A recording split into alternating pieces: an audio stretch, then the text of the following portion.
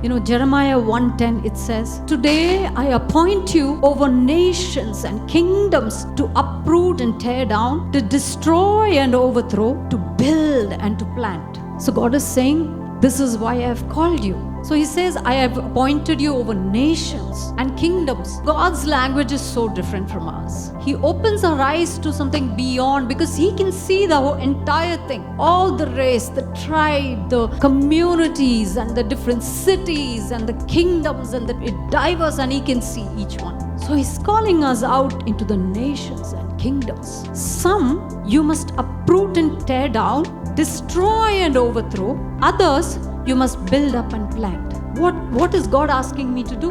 If I'm supposed to be building and I'm breaking, that's utter destruction. We see everything, our mental health, our families, our finances, everything breaking, because we are not aligned with God's will. When we are supposed to be destroying certain things, we are building and encouraging, and we are just flowing with that, planting and sowing in those places. That's why we don't see results. We are not seeing the harvest. We are not seeing the fruit of it in our lives. What is God's will for me? How do we develop discernment and spiritual acumen? How do we develop wisdom to navigate our life? It's so complex. Every decision will have its own repercussion. Every step that we take can be good or bad. How do we navigate life? How do we make sound judgments? Those judgments that will not bite us once we've taken those decisions. How do we distinguish between what's good and evil? What's good for our families? What's bad for our families? What keeps us in God's will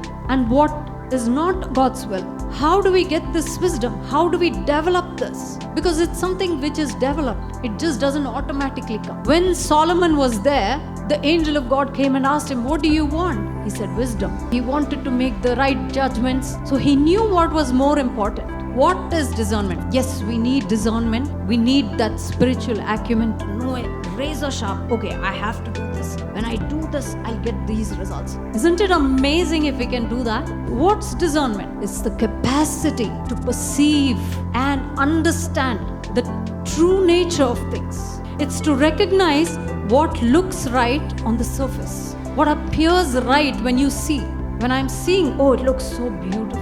It looks perfect. I find peace. But how do we recognize what's on the surface from what is truly aligned with God's will? Is that partnership aligning with God's will? Is my relationship aligning with God's will? Is that marriage partner part of God's will for my life? So how do we know? How do we discern God's voice?